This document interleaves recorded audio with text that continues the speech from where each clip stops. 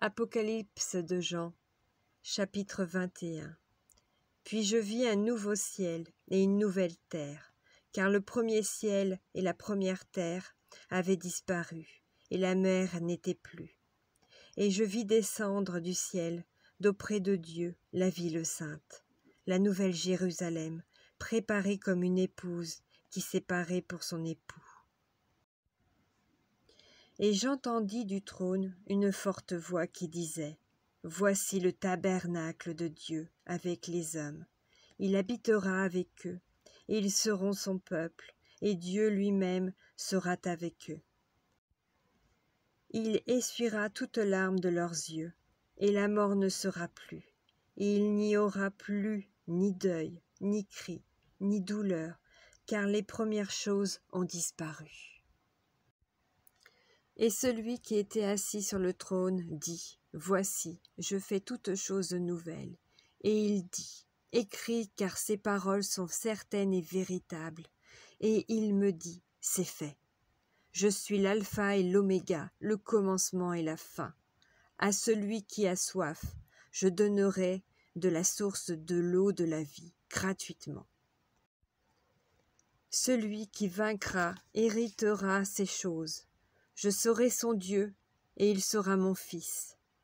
Mais pour les lâches, les incrédules, les abominables, les meurtriers, les impudiques, les enchanteurs, les idolâtres et tous les menteurs, leur part sera dans les temps ardents de feu et de soufre, ce qui est la seconde mort. Puis, un des 7 anges qui tenait les 7 coupes remplies des 7 derniers fléaux vint, et il m'adressa la parole en disant : Viens, je te montrerai l'épouse, la femme de l'agneau. Et il me transporta en esprit sur une grande et haute montagne, et il me montra la ville sainte, Jérusalem, qui descendait du ciel d'auprès de Dieu, ayant la gloire de Dieu. Son éclat était semblable à celui d'une pierre très précieuse, d'une pierre de jaspe, transparente comme du cristal. Elle avait une grande et haute muraille. Elle avait 12 portes, et sur les portes 12 anges, et des noms écrits, ceux des 12 tribus des fils d'Israël. À l'Orient, 3 portes. Au nord, 3 portes. Au midi, 3 portes. Et à l'Occident, 3 portes. La muraille de la ville avait 12 fondements, et sur eux, les 12 noms des 12 apôtres de l'agneau. Celui qui me parlait avait pour mesure un roseau d'or, afin de mesurer la ville, ses portes et sa muraille. La ville avait la forme d'un carré, et sa longueur était égale à sa largeur. Il mesura la ville avec le roseau, et trouva 12 000 stades. La longueur, la largeur et la hauteur en étaient égales. Il mesura la muraille, et trouva 144 coudées, mesure d'homme, qui était celle de l'ange.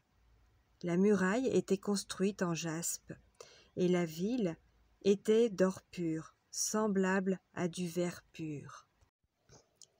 Les fondements de la muraille de la ville étaient ornés de pierres précieuses, de toute espèce.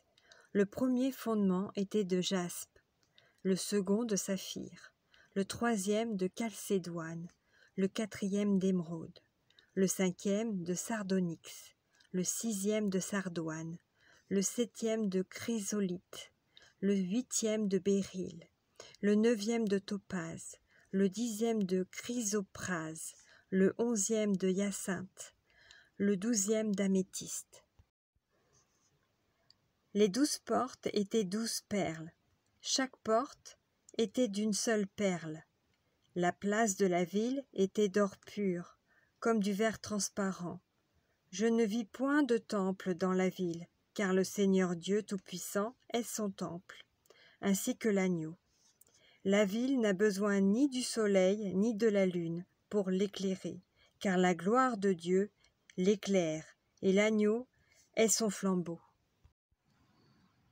Les nations marcheront à sa lumière, et les rois de la terre y apporteront leur gloire. Ses portes ne se fermeront point le jour, car là, il n'y a point de nuit. On y apportera la gloire et l'honneur des nations. Il n'entrera chez elles rien de souillé, ni personne qui se livre à l'abomination et au mensonge. Il n'entrera que ceux qui sont écrits dans le livre de vie de l'agneau.